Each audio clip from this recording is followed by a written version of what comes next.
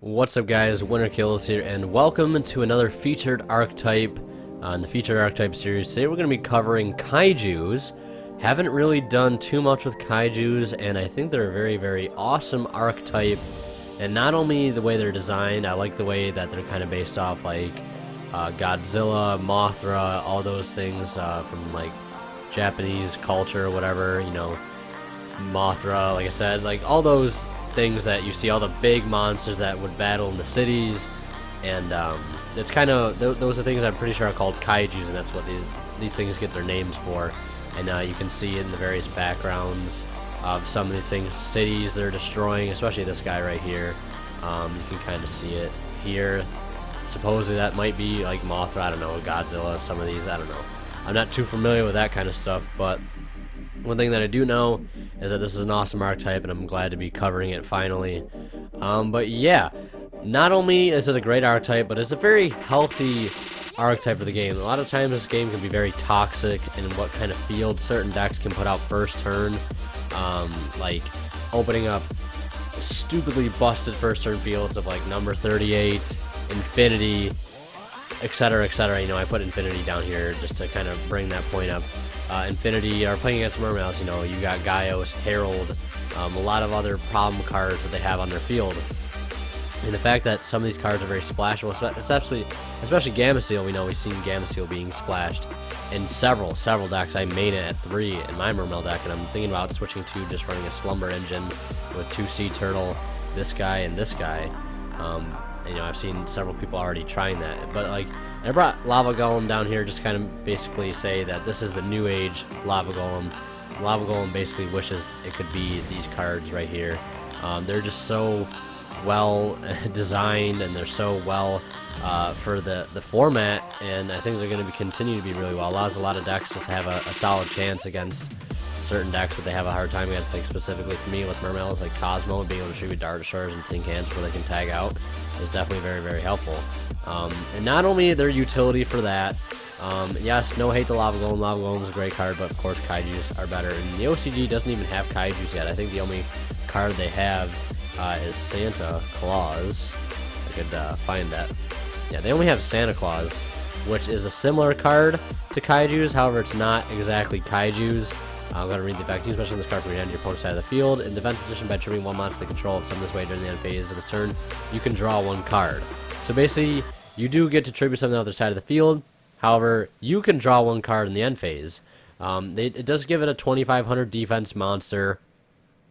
And it can help disrupt plays. Definitely, you know, getting rid of a monster for you to make your plays is definitely a great idea. You know, it is a good card. Getting the draw during the end phase is also very clutch. So they do have some sort of removal like Kaijus, but they don't have the same utility that like you can have with Slumber, and you can search with Slumber too. It's just a really good card. That's why I think when Kaijus go to the OCG, I think that's why they're going to probably stop playing this and play this. But if you want to be edgy and you want to try it out, I recommend Santa Claus as a good tech choice if you want to not be mainstream like everybody else and play Kaijus. I think this card came out in Premium Gold 2, so if you want to try that out, it's definitely a really nice card. But these Kaijus, all these monsters that are out for the deck, as you notice, there's no like low-level normal summons. I mean, a lot of decks play Gradles, unless you want to play pure Kaiju. But a lot of their effects are actually pretty insane. The deck basically revolves around counters on certain cards. As you see, they have the Kyoto Waterfront, which is one we've had for a while. And I think then they got Capture Mission, and I think most recently Kaiju Files. And they're all pretty decent cards. Like Kyoto Waterfront, I think it's anytime a card is sent from like the field of the graveyard. Yeah, sent from the field of the graveyard, you can place a Kaiju counter on it. And you can only hold 5 max. And then once per turn, while there are 3 or more counters on this card, you can add a Kaiju monster from your deck to hand. So that searches any of these monsters in order for you to make a tribute summon. And anytime your opponent's doing any of their plays, if they're going off and you just leave this there, you're just going to be netting free advantage from it, because it's not only just your stuff, it's their stuff also that you're getting the free counters for. And they all, like I said, they all revolve around having counters to remove. And since you can only control 1 Kaiju, you don't have to worry about not having enough counters to remove for multiple Kaijus that you may have on your field. Slumber, we all know what Slumber does.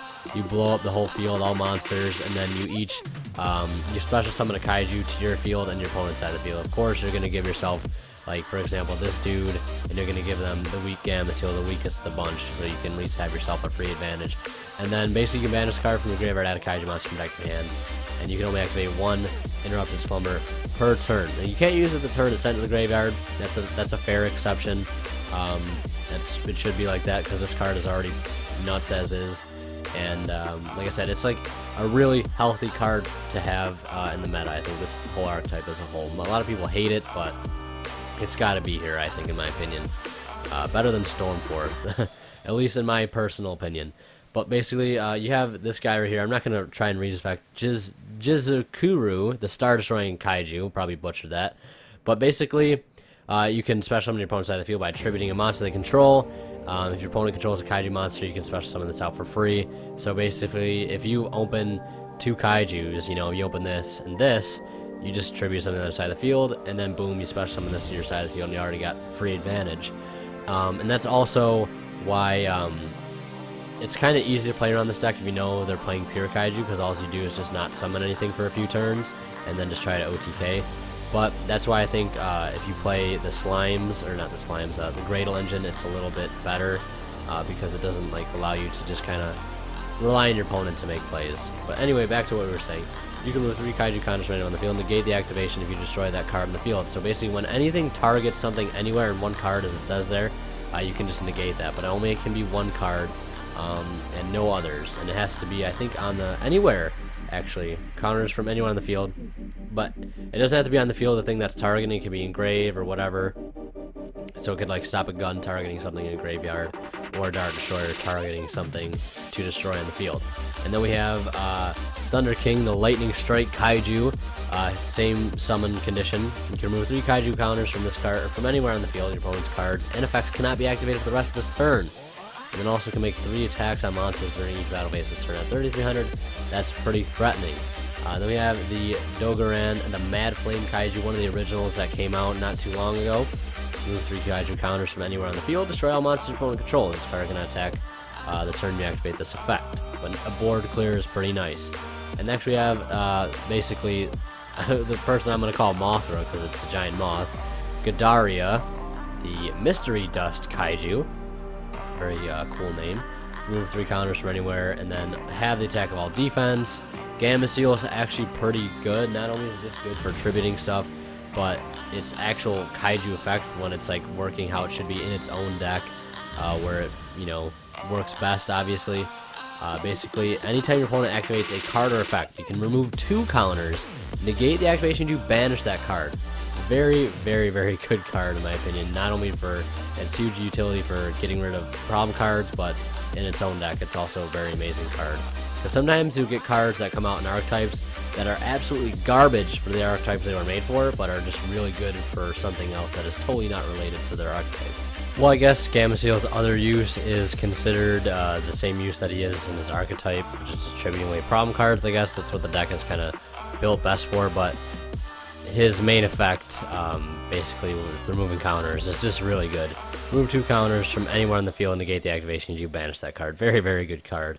And then we have Super Anti-Kaiju War Machine Mecha Dogaran, probably my favorite name of all of the Kaiju. I don't know, multi-dimensional Kaiju is kind of cool too. Again, same summoning condition, but it also has the effect where you can remove just 2 Kaiju counters right on the field, and you can equip 1 monster from your hand or graveyard to this card. This card gains attack equal to the combined attack of the Kaiju monsters equipped to it by this effect. So yeah, that's actually pretty good. You can equip multiple Kaijus to it, it would seem like. So if you could equip this and this to it, that is a pretty beefy monster. Looking at 6,600 based on their stats. Very, very good card. However, you just have a pretty hard time, I would say, protecting it. Then we have Radian, the multi-dimensional Kaiju. Basically remove 2 Kaiju counters that spawns a token, and there's our stats there. Pretty much same level, same stats, except it has low defense, and it can use to be make a rank 7. So that's a very, very nice play.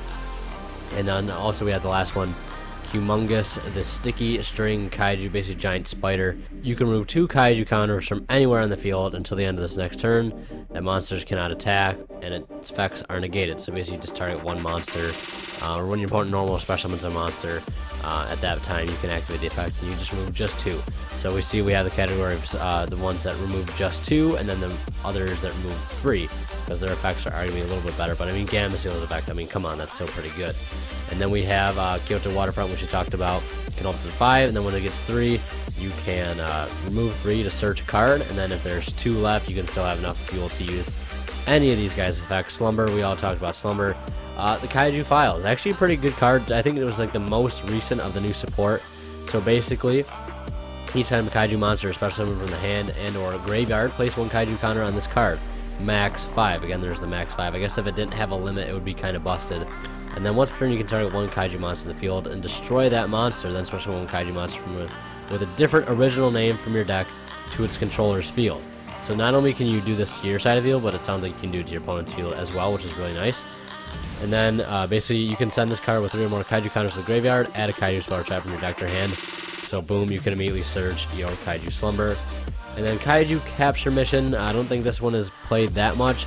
Once per turn, if there are less than 3 Kaiju counters on this card, you can target 1 Kaiju monster in the field, change it face down defense position, and then place 1 Kaiju counter on this card. Max 3. If the card in your possession is destroyed by an opponent's card and sent to the graveyard, you can draw 2 cards. And then you can only use the effect of Kaiju Capture Mission once per turn. That is really busted. I wasn't even unaware the effect that it could draw 2 cards when it was destroyed. So that's really, really good. But only it's by opponent's card effect too. So I guess that kind of hinders a little bit. But regardless, Twin Twister, I mean, that's still a pretty good card. And if it's just in your possession and it is destroyed inside the graveyard, you get to draw 2 cards. So if it is set and they Twin Twister, you get a free +2 off that. And also, I do like the fact that it can flip something face down, and then you can get a free counter for that as well. So basically, if you do have to give them a really high attack monster, let's say you can only give them this guy for whatever reason, and you give yourself this guy, you know, you don't want to crash, so you use this to flip this one face down, and then 33 versus 2100, you win that battle 10 times out of 10. So yeah. Kaiju Archetype as a whole, really, really strong archetype. I was thinking about building it myself, and I actually still might. I think I do have like all the cards. I might do a real life deck profile of pure Kaiju.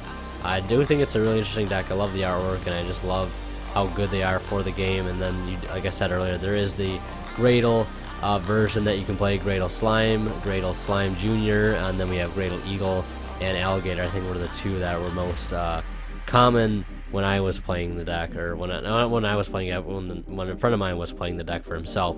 I think he was running just these, and then a Impact to just pop your own Gradles, so they could have their effects to just steal stuff from your opponent. And I believe there are also Yosenju builds. Yosenju, I'm pretty sure we're all familiar with Yosenjus. Basically, these 3 guys right here, I hate them. I hate them so much, but it does have really good synergy with Kaiju. So basically, you would just tribute away. You just basically Gamma Seal something on the other side of the field. You go comma 1 and it's comma 2. You bounce back the Gamma Seal, tribute away something else, and then you could do plays from there. But you basically can keep re-abusing the same Gamma Seal. You don't necessarily need to re-tribute again immediately. It's just a really good synergistic connection between the 2 archetypes as well. But yeah. That's going to pretty much wrap it up for this featured archetype. Like I said, I might end up building a Kaiju deck in real life. I wouldn't be opposed to it. Maybe I can get the deck off my friend or something. Who knows? But yeah, in conclusion, that's my thoughts on Kaijus in this featured archetype video. I think they're a great deck, not only for their splash ability in the current meta, but as an archetype, they're pretty solid. They're not garbage at all. No means are they garbage. They may be a little inconsistent, but they have plenty of good searchers, and I definitely think it is a balanced archetype, and it is a very solid one. I do like it, and I wouldn't be opposed to more support for this deck in the future. So hopefully that does happen. But yeah, hope you guys enjoyed the video. If you did, please leave a like; it'd be greatly appreciated. Let me know. It lets me know that you guys are enjoying the content. I know I'm having a lot of fun making it. So like I said, leave a like if you enjoyed. Leave your comments and thoughts down in the comments section below what you guys think about Kaijus.